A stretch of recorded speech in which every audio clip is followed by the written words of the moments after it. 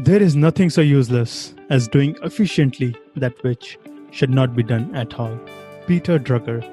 Hello, boys and girls, ladies and gentlemen. This is Nishant, and welcome to another episode of the Nishant Garg Show. This show is for people who want to live a fulfilled life through mindfulness practices and personal transformation. My job on the show is to invite world-class performers to share the practices to live a fulfilled life.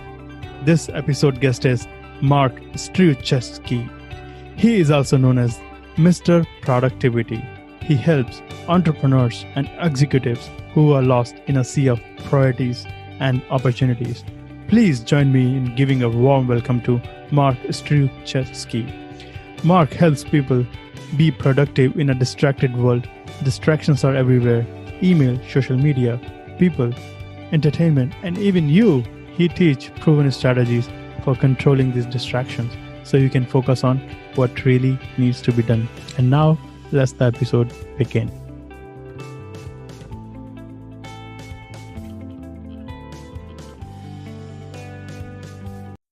Mark, welcome to the show. Hey, Nishant, how are you doing, sir? Doing great. How are you doing today? Well, it's a little cold and rainy here in Houston, and I don't like the cold. I used to live up in Rochester, New York up until 1997. I got tired of the cold and the snow and the ice and the single-digit temperatures. So I moved to Texas, and I don't like when it gets below 70. I get kind of cranky when it gets below 70. I like it hot. And it's raining in Austin, Texas. It's been raining since yesterday.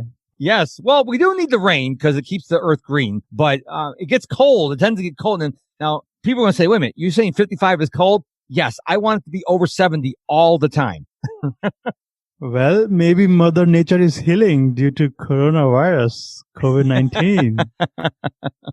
So why people call you Mr. Productivity? Well, to be honest with you, I did not give myself that name. I get asked that all the time. Who are you to call yourself Mr. Productivity? This name was given to me by someone on LinkedIn, and every really good nickname, as you know, Nishant, is given to you by someone else.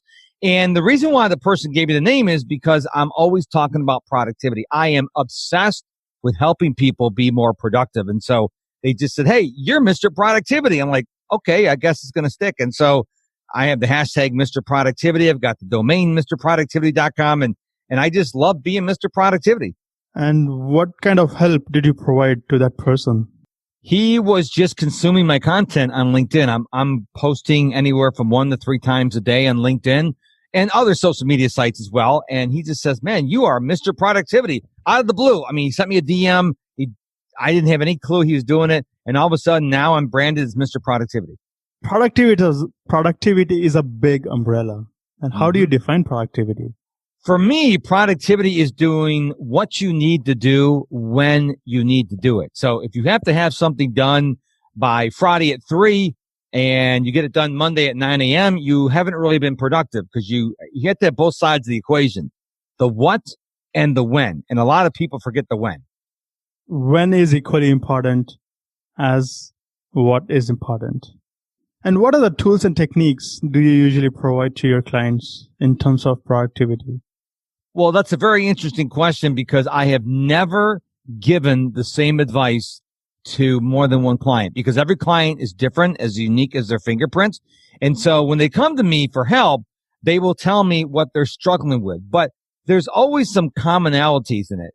Most people today are either overwhelmed or they're distracted. And when you're overwhelmed and you're distracted, it's really difficult to get focused on what you need to do. So would you like me to talk about how I talk about distractions? Please. So the biggest distraction we all deal with right now, I don't think this is a shock to anyone, is social media. Social media is so much a big part of our life that it's on 24/7, 365. And what people fail to understand is social media is not your friend. Social media is designed to keep you on the platforms until you die and even beyond the grave. Okay. They invented endless scrolling. That's why you can scroll on LinkedIn or any social media site and just keep scrolling and scrolling and scrolling. And you get so distracted by this medium. And I just want to take a side step here that there's 2 ways you can look at social media. There are people like you and me, entrepreneurs, who use it to build our business and brand or maybe our cause. That is a good part of social media. But then when you're consuming social media, like people listening to this podcast, they're consuming it. Now we're helping them on this podcast, but on social media, if you're looking at joke videos or silly kid videos or stupid dog tricks, is it really being productive? Could you be doing something else? And so that's why social media is a distraction, is unless you like pass out because you're tired, it's just going to keep feeding you content over and over again. You go to YouTube. That's why they give you, hey, if you like that video, you'd like these other 3,000 videos. You just keep clicking and clicking and clicking. It's designed that way. And that's why so many people are saying, I can't get work done. And I'm like, okay, how much time are you spending on social media? It used to be how much TV you're watching. Now it's how much time you spend on social media. And the scary part, Nishant, is people go, I don't know. Well, here's the thing. If you have an iPhone, you have something called screen time. Exactly. If you don't have an iPhone, go get an app that's got screen time built in and find out how much time you're really spending on social media, because I fear that because people don't have the data in front of them, there's this, they're rationalizing their head saying, oh, I'm not spending that much time on social media, because we could tell ourselves stories. Always. I'm guilty of that. I'm guilty of using too much social media in the past. And when I do that, I go to that screen app in my iPhone, and it gives me all the data, everyday data and every week data. Yep. And here's the trick I tell people. You need to have something to knock you off of social media. And one of my favorite productivity tools is the timer that's on every phone. Okay. What you do is you set the timer 30, 45 minutes, whatever the case may be, and go get yourself a really annoying timer sound. Okay. Then you set the timer for 30 or 45 minutes. Then you can go on social media, and then you do whatever you want on social media. But Nishant, what do you think you should do when the timer goes off? When the timer goes off, you should stop social media, right? Yes. Or I use 30, 40 minutes or 50 minutes as a block time. Okay. It's kind of a block time for me. And when it is done, then I breathe or I do something else. I take some rest after right. that. But when you set the timer, then when the timer goes off, so you set the timer for 45 minutes, when the timer goes off, you should get off of social media. But what most people do is they go on social media just for, air quotes here, a few minutes, and then it's 4 hours later because there was nothing there telling them, hey, you've been on it long enough. And so if you just use the timer on your smartphone and set it for 45 minutes, when it goes off, that's your cue to say, okay, I spent enough time. I have to go do something else. But people don't put that in place. And that's why they spend so much time on social media. How can we use social media constructively or any distraction constructively? I think you need to go into it with a plan. So if you're going to go on Facebook Live or Instagram Live or LinkedIn Live, and you're going to teach people something, you're going to give a little mini training course, like here are 3 ways to do whatever. That is a productive use of social media. If you're serving your audience on social media, it's a productive time. Now, I wouldn't do that for 9-10 hours a day, but I think we all should be serving our audiences. That, I think, is a very productive way of using social media. The unproductive way is just endlessly scrolling and looking at cat videos. And how much time do you spend social media every day? It's probably, I'm going to include the upload times because I record a daily video on TikTok, and then I slice it into 15-second increments, and I put that on Instagram, and I share it on Facebook and Twitter. Maybe 45 minutes, 30 minutes a day, maybe. It's not moving the needle. So I use like Buffer to post on Instagram and Twitter.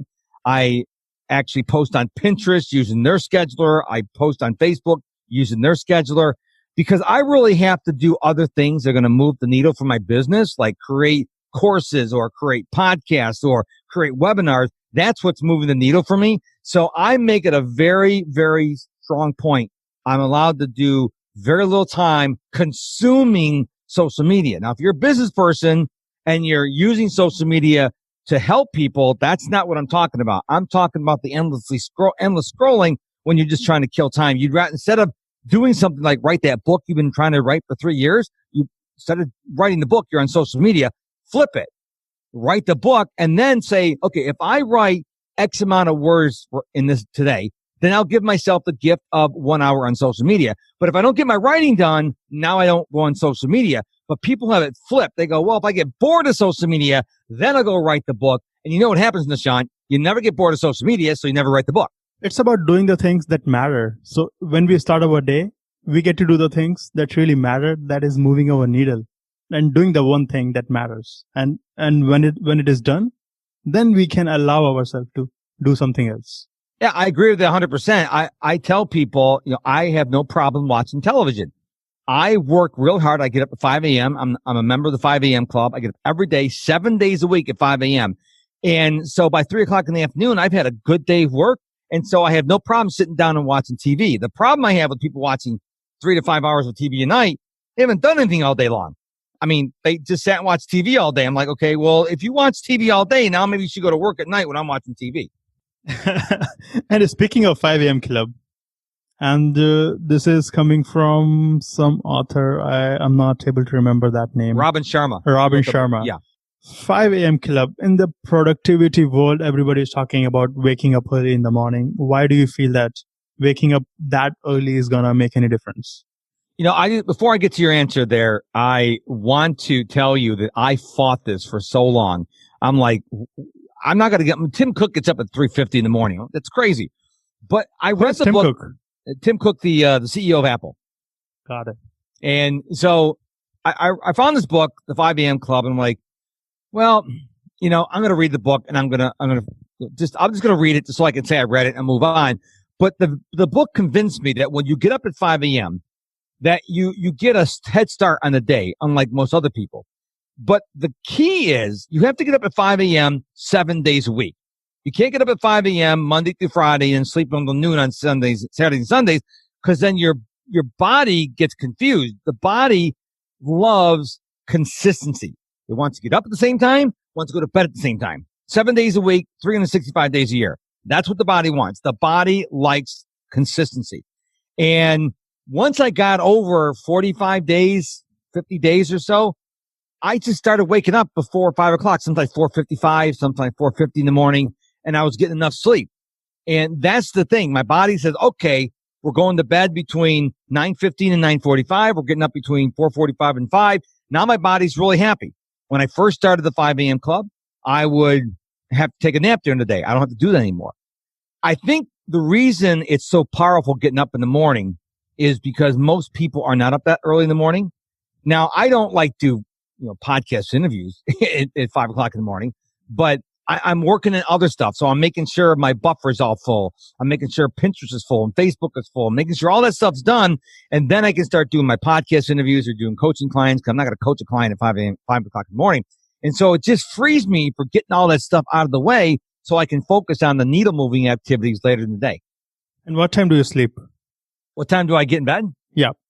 I have a hard, fast rule that the TV goes off at 9 p.m.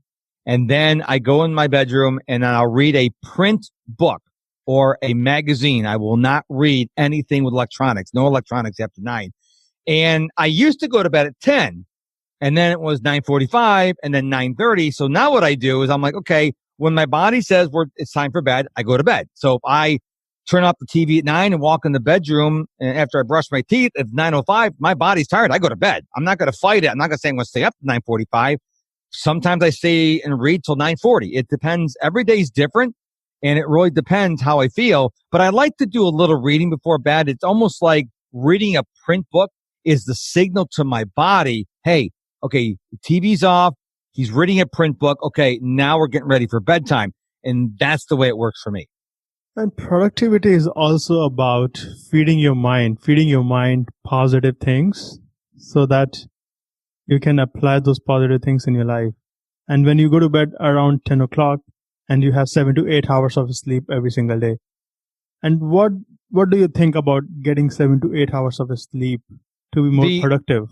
The neuroscientists, this is not my opinion, the neuroscientists have said every human needs 7 to 9 hours of sleep. Okay.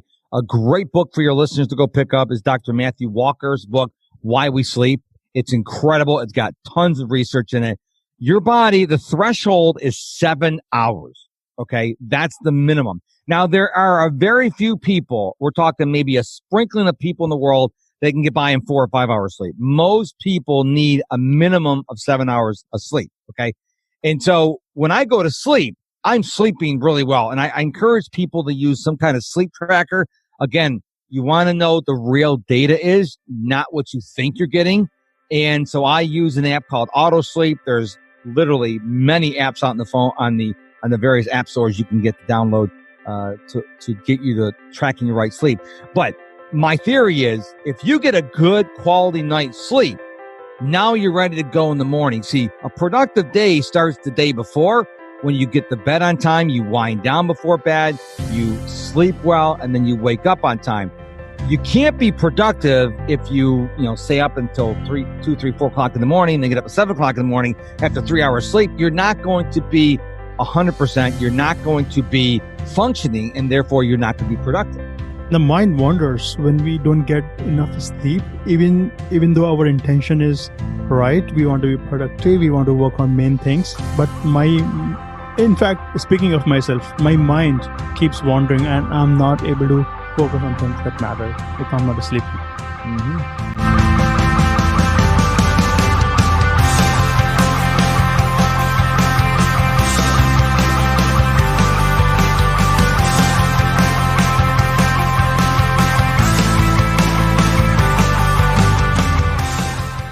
And in this world of email, how do you manage the distraction of email? It's everywhere in any industry. It is. And I will only check email at certain times of the day. So I will get up and I will check my email. And if I look at some emails and like, you know what, this is stuff I need to read, but I don't want to read it right now. It's not time sensitive. Then I will snooze it. I'll use G Suite for Business and I will snooze the email till a later time because I like to have inbox 0. But I make it a point not to subscribe to a lot of email newsletters. So for you to send me an email, if I get your email newsletter, it's because I really want to hear from you. I don't get a lot of emails. So some people say they have thousands of unread emails. I can go through my inbox in like about 3 minutes. I mean, I don't get a lot of email. That took me so long to get to that point. And I will literally check email maybe 2 or 3 times a day, but it doesn't take me that long. So if I want to sneak in, check an email like in between a commercial break or something like that, I can do it because I know I'm not going to get a lot of email. And I also have an autoresponder that every time someone sends me an email, they get an autoresponder back. Just says, hey, thanks for your email. It doesn't say I'll return your email when I can. It never sets 0 expectations for that. What it does, it says, hey, thanks for your email. Hey, by the way, if you want to be productive, here's a couple links for you. So I'm immediately trying to serve the people right away. I got the same email. Oh, okay. Yeah. So I learned that just this past week because someone says, if you want to build your list, someone sends you an email and it's a cold email. Well, now you're serving them by getting the links in return. And it's worked. People are starting to sign up for my stuff. So I'm like, okay, that works pretty cool. So, but I never ever set an expectation. One of the things people do wrong with vacation or autoresponders is they say, hey, Nishant, thank you for your email. I'll get back to you as soon as I can. No, don't set that expectation you're going to return the email because now they're going to be waiting for your email. Okay. Don't set that expectation. If you have an autoresponder, as I do, just say thank you for your email. Don't say you're ever going to respond to it. Don't do that. But if you want to include links like I do, like, hey, follow me on Facebook or Pinterest or Instagram, that's fine. Or here's a link to my podcast. That's fine. But no expectations that you're going to return their email. And here's something else that people need to think about. If you're in your computer, okay, now I don't know, I know all platforms can't do this, but I use G Suite. And if someone sends me an email while I'm in my email and I reply to it, I don't just reply to it, I schedule it for an hour out. I don't want them to think that, oh, he's at his desk, so they fire back a response right away. So I always delay emails going out. So if your email service provider allows you to do that, don't reply to someone unless it's like urgent or you feel like doing it. Because you're going to set the expectations that, oh, I can reply to Nishant right away. And then you get, oh, crud, I got his email again. And then you reply. And then now they're thinking they're having a real life conversation with you. So if you think it's appropriate. And email is not a chat. Yes, exactly. But some people think it is. If you reply right away, they're going to think, oh, wow, Nishant's at his desk right now. Great. And no, you may have closed down your email program. So I always delay emails unless they're time sensitive. Now, this is not like, there's not like black and white here. If it's not time sensitive, I do. I don't want people to think I'm sitting at my desk waiting for the reply. And there is an option in the Gmail where we can schedule the email in the future. Yes. And I use Boomerang as well. So there are many tools, G Suite, Boomerang, yes. Gmail has inbuilt, so many tools in the market. Yeah. Would you recommend checking emails right going to bed in the night? I check emails, like I get up after I do my morning routine, then I check my email, and then I usually check it around lunchtime and then around dinner time. But I don't check anything after 9:00 at night. No screens, nothing. I mean, my phone's on Do Not Disturb. I don't check any social media apps, nothing. After 9:00, I'm done until the morning checking emails. Look at Nishant, I'm not a brain surgeon. I'm not the president of the United States. Okay. I'm not that important, and neither are most of your listeners. I mean, to us and our spouses and our moms and our kids, we are, but no one's going to call me or email me or text me and say, oh my gosh, I'm having a productivity meltdown. It doesn't happen. Okay. So I accept that. I embrace the fact that people don't call me when they're having a breakdown. Okay. A meltdown. It's not going to happen. Oh, I can't figure out how to get out of email. I don't get those calls. So I just relax and say, you know what? This is when I check my emails, and I don't do them specifically like at 5:41 and at 11:18. Okay, I'm going to check email right now. But see, the key here is to have your email under control, because if you have your email under control, you can go pop in and go, okay, there's like 2 emails. I can take care of them right away. But if your email's out of control, as a lot of people's are, then what happens, you go in there and there's like 600 unread emails. Well, that's going to take you longer to go through your email. People like me, it doesn't take that long to go through my email. And people say, well, how did you get to that point? It wasn't overnight. It took me a long time. If you're on LinkedIn, you know this. You connect with someone and all of a sudden you're added to their email list, which, by the way, is against federal law and LinkedIn's terms of services. You can't do that. Okay. So I'm very protectant of my email box. I don't want your pitches for Bitcoin or anything like that. So if you send it to me, if I'm in a good mood, I'll reply to you and say, hey, you violated federal law and you violated LinkedIn terms of services. If I'm not, I'll just mark them as spam, which you get enough spam reports, then you get blacklisted, and then your email can't get through. There is an option to stop your inbox if somebody is getting so many emails every day, and while you are processing your emails and you are over flooded with so many incoming emails while you are processing it. So there's an option in Boomerang where you can pause your inbox. You won't receive any email, but you can send. That's a good idea. The problem is it's not the service. It's you as a human being. You are not disciplined. You're signing up for all these emails to get a coupon, to get a PDF, to get access to a webinar, and all these people are sending you emails. And then when you get something really important, like maybe a client email or a job proposal, now you can't see it because your inbox is cluttered.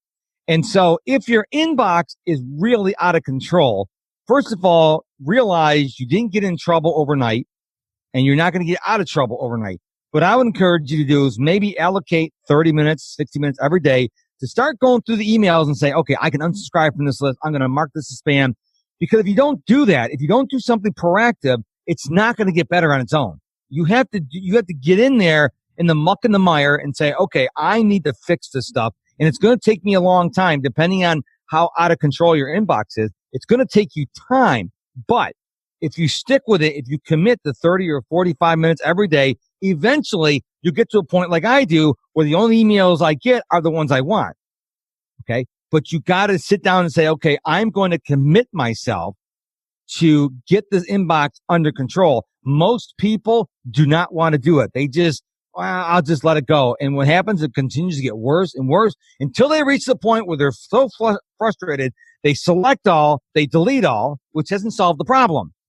Because all those emails are going to keep coming. Just because you deleted all your inbox, they're still going to keep coming. And so that's why you have to unsubscribe or filter them out and send the spam and stuff like that. That's the only way you're going to take care of it. I see people all the time do it all the time. They'll select all and archive or select all and delete.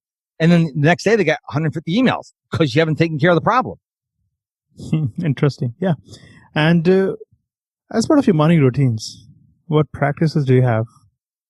Well, my Apple Watch goes off at 5 a.m. and tells me, hey, it's 5 a.m. time to wake up. And the first thing I do after my bio break is I spend time reading my Bible, a devotion, and then I will write in my planner. I use the Brendan Burchard High Performance Planner, where he's got morning prompts, which allows you to set intention for your day. And then I look at my schedule, and some things have already been pre-scheduled. And I'm like, okay, I've got a podcast interview here. I got a coaching client here. I got to fill in the holes. And I go, okay, what do I want to work on today? And so I always enter the day intentionally. Now, when I get all that stuff done, then I get my running shoes on, and I'm a daily runner. I run 3 miles every day. And so I go run outside, typically around 5:45 in the morning. I used to go at 5 o'clock in the morning, but believe it or not, Nishant, there's weird people still up from the night before at 5 o'clock in the morning. And it's really weird when you're like running at 5 o'clock in the morning and you see people out from the night before. It's kind of scary. So I start going at 5:45 and 6 o'clock. And then that's how I start my morning. That's the first hour of my day. Mind, body, and spirit, focusing on all these 3 areas.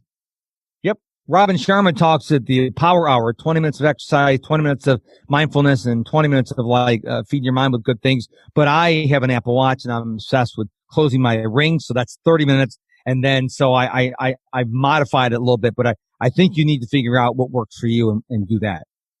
Yeah, having some practices in the morning will definitely set you up for the success. And just waking up and going to the work is fine, but having some routines so that you can prepare your mind. For me, yeah. I practice meditation, some sort of reading and running. That meditation is the number one thing that is non-negotiable for me. Well, I will tell you one of the things I learned from Brendan Burchard and a couple other high performers I follow. Your morning routine has to be 7 days a week. Okay. Not like during the week, 7 days a week. So when we went through COVID-19, I did my morning routine. When Christmas morning, I did my morning routine. Summer vacation, I did my morning routine. I'm on vacation. I do my morning routine. Morning routines are meant to be done every day of the year. And most people will skip the morning routines on Saturdays, Sundays, on holidays, on vacations. No, you should do it every day, because my body knows when I wake up, I do A, B, C, D, and E. Boom, every day, like clockwork. And it doesn't matter if I'm on vacation. I tell people, hey, listen, I'm on vacation. I get up at 5 o'clock in the morning. This is what I do. And like, you're on vacation. I'm like, it doesn't matter. The morning routine doesn't stop because I'm on vacation. I mean, do you stop bathing when you're on vacation? Do you stop breathing when you're on vacation? No. So my morning routine, like you, is very important. And it's a high priority for me, because the days in the very early days when I started doing this, when I skip it, I would not feel right. Now I can't imagine not running. I can't imagine not reading my Bible. I can't imagine not planning my day. It's so a part of me. I couldn't imagine not doing that. I would feel so discombobulated.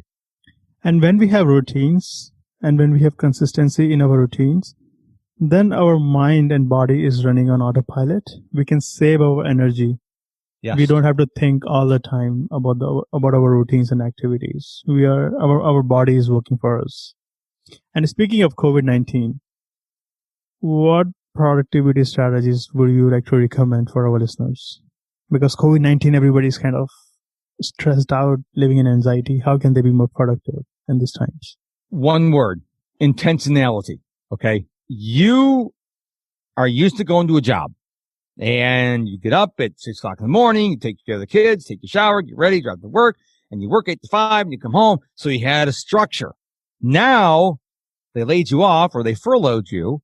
Now you're home, and now you stay up all night, binge watching Netflix, and then you sleep in the 9, 10 o'clock, and then you walk around all day in the fog with jammies and playing with the kids. And then you start feeling depressed. You start feeling sad. That's because you have no structure. Okay. What I encourage people to do, whether it's a global pandemic or whatever's going on, have a structure, have some intentionality to your day. I don't care if it's just you or you and a spouse or you, a spouse, and 20 kids.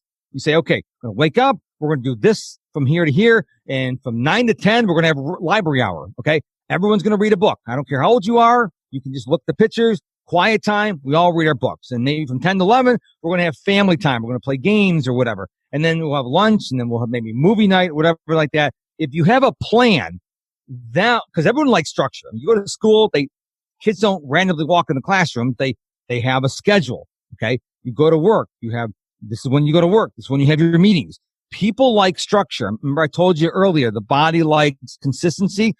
We like structure. And so I would tell anybody, I don't care if it's a weekday, a weekend, vacation, even vacation. Okay. Have a structure. When my wife and I go to Disney World, we just don't wander in the park and go, whatever. We have a plan. What do we want to do today? Okay. Where do we want to go eat? So let's say around 11 o'clock. What do you want to eat? So we have some kind of structure. If you set yourself up with structure, you're going to be happier because you're going to know, okay, we're going to have library hour here. We're going to have family time here. We're going to do personal development here. We're going to watch a webinar here. Now it's more routine. Now you have structure. So structure is a very key part of productivity. The structure creates freedom in our life. And initially, it's going to take a lot of effort in creating a structure and discipline. And it will take a lot of time to get adapted to that. But once we get there, it becomes natural to us because our mind is running on autopilot. And you will never, ever arrive to the point where, hey, I have created the perfect day. The reason why is there's other human beings walking on this planet. They're going to text you, call you, email you, bump into you in the public when you're not social distancing. And so you can design the best, most perfect day, but life is going to happen. Several years ago, my wife fell at home and broke her arm. Okay, that was not my schedule that day. Okay, so that kind of uprooted my schedule. Life is going to happen. Your kid is going to get sick. Your car is not going to start when you go to work. Things are going to happen. So don't think I'm going to get to a point where I'm going to have a perfect day. It's not going to happen. Life is going to happen. And you just got to extend yourself some grace and go, okay, listen, I had a great day today. Okay. The day before that kind of sucked. The day before that was, so it's going to happen. Your productivity is going to ebb and flow, maybe by the day, maybe by the hour. And you just got to take a deep breath and go, okay, it is what it is. What I find out is like you mentioned meditation a couple times in the show. I have always been like anti-meditation and I tried it, didn't really like it. It wasn't me because my mind's my mind goes so fast in so many directions. And so on the Apple Watch, there's this thing called the Breathe app. Okay. And I remember when I first got the Apple Watch, I told my wife, I said, breathe. I breathe by myself. Who needs this stupid app? Well, then I began to research meditation and now I have my Apple Watch Breathe app set to go off 10 times a day. And who doesn't have 1 minute to close their eyes and do deep breaths? And there must be some AI involved in the Apple Watch because it always seems to remind me to breathe when I'm starting to get overwhelmed or stressed. And if I just stop for a minute and do 1 minute of deep breathing with my eyes closed, I feel great afterwards. And so everyone has a minute, whether you meditate for 20 minutes or 20 hours or 1 minute. Everyone can meditate. Everyone can do it for 1 minute. And I tell you, the key is you don't get on your phone. You don't go talk to people. You just close your eyes. You get really quiet and you just focus on your breath. And I'll tell you, it makes a world of difference.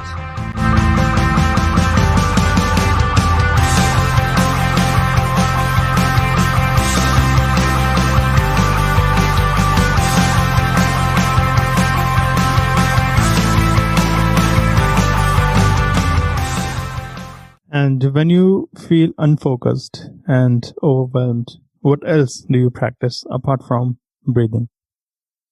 If I feel overwhelmed and frustrated, sometimes I just go for a walk. I mean, unless it's raining outside. Or what I'll do is I'm like, okay, I'm going to go watch some TV. I'm going to watch a TV program or I'll listen to a comedy album or something like that. I don't believe in pushing a rope. So a lot of people, they'll just get frustrated. They'll get overwhelmed. They'll get upset. And they're like, you know what? I'm going to stick it through. I'm going to keep on going. Well, here's the thing. If you would take a 5 or 10 or 15, 20 minute break and did some meditation or calm down, and then you came back to the work, now you're going to be in a different frame of mind. Now you're going to be like, oh, I feel so much better. But people are just like, no, I'm a man. I'm a woman. I'm a professional. I'm going to push on through. But what happens is if you're already frustrated, you're going to continue to get frustrated and overwhelmed and upset. It's going to domino effect and it's going to make you do an inferior job. So take the time, walk away, recenter yourself, and then come back and you'll feel great. And that's what I do. And it works fine. And this is a method of resetting your brain, when we are frustrated, we are not coming up with creative ideas. And then we can allow ourselves to leave whatever is going on. And it takes courage because we don't want to leave whatever we are doing. And then we can leave the work and go and do something else. And when we come back with renewed energy, we come up with more creative ideas. Yes. And what do you feel about managing our energy in terms of productivity? Because productivity has strategies, but if we don't manage our energy, can we be productive? What are the thoughts do you have on that? We have all had those days where you didn't sleep real well and it feels like you're in a fog all day long. About a week ago, I had trouble sleeping. So it became a runaway train because when you can't sleep and you're tired and then you start worrying that you can't sleep because you're tired, now the worry and anxiety train keeps going. And now it's even more difficult to fall asleep. So I made a stupid mistake. I took 2 Benadryl and I took 2 melatonin and okay. And I don't recommend anyone do this, by the way. It knocked me out. But the next day I was in a fog all day long. And here's the thing. I knew what to do, Nishant. I knew what to do. What I should have done is gotten out of bed, grabbed my print book and read until I fall asleep. Right? No drugs involved. I would eventually fall asleep. But what I did, I became anxious. I caused myself this issue by getting anxious. And then when I got anxious, I got more anxious. I couldn't fall asleep. And it got worse and worse. What I should have done is to say, okay, this is going to read a print book and I eventually would have fallen asleep much sooner and I would have felt better the next day because I had no energy. Because when you're in a fog, you have no energy. If you're not sleeping, you're not getting energy. If you're not eating well, if all you eat is processed junk all day long, or if you don't exercise, or if you don't, I drink water all the time. I don't drink any other beverage but water. If you're not taking care of yourself, your body is using up all the energy to process all this junk you're eating. So that's energy you can't use to be more productive. And so this thing, all the nutrition, the sleep, what you eat, what you drink, how you take care of yourself, the sleep, all that comes together in your energy level, which directly impacts your productivity. And managing our emotions, mental emotions, spiritual emotions as well. Yes, absolutely. I mean, if you are an angry person, everything sets you off. Everything makes you on edge or makes you angry or frustrated. Stop and think about what that's doing to you. I mean, what do you think that's doing? We all know those people, Nishant, who are always angry. How productive do you think they are if they're always angry? Because they're spending so much of their energy dealing with those negative emotions. There's no more energy left to be productive. It's all working together. To be productive, we get to have calm and peace in our mind and body and letting go of those negative emotions first. Yes. Before I ask my last question on this conversation, I would like to ask you, what is one advice or 2 advices you would like to give to our listeners so that they can be more productive? Number 1, always tell your time where to go instead of wondering where it went. You do that by intentionally planning. And I mean 7 days a week. So if you're listening to this on a Friday afternoon, you say, well, Mark, tomorrow's Saturday. It's a holiday. It's a weekend day. Okay. Well, what do you want to do tomorrow? I mean, you're just going to lay in bed all day? Well, no, I'm going to get up and do stuff. Well, what are you going to do? I don't know. Well, here's an idea. Sit down on a Friday, or if you're listening to this on a Sunday, what are you going to do tomorrow?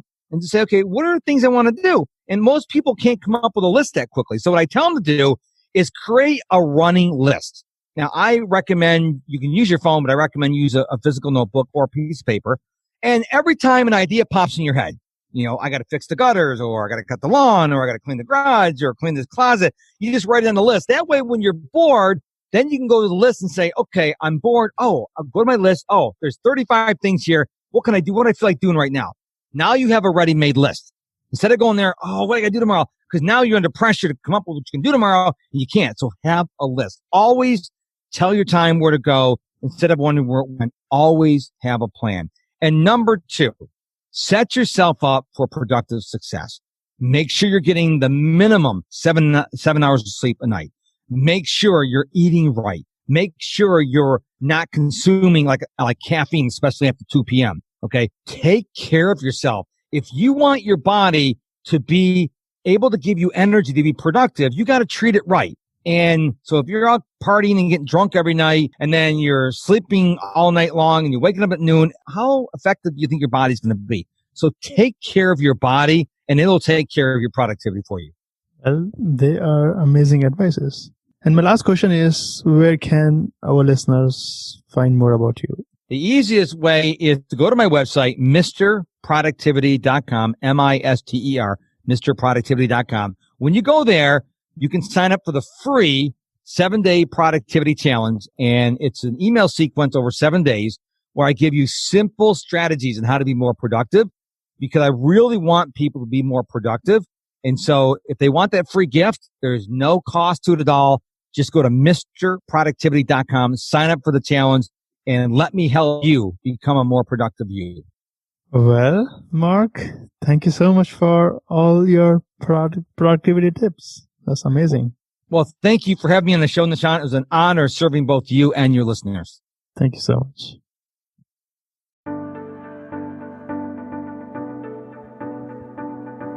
Thank you for listening to this podcast episode today. I hope you learned from this episode that you can apply in your life. If you did enjoy this, please subscribe to this podcast, The Nishant Garg Show, on Apple Podcasts. You can also subscribe to the show through my website, https://nishantgarg.me, NISHANTGARG.me. There is nothing so useless as doing efficiently that which should not be done at all. Peter Drucker.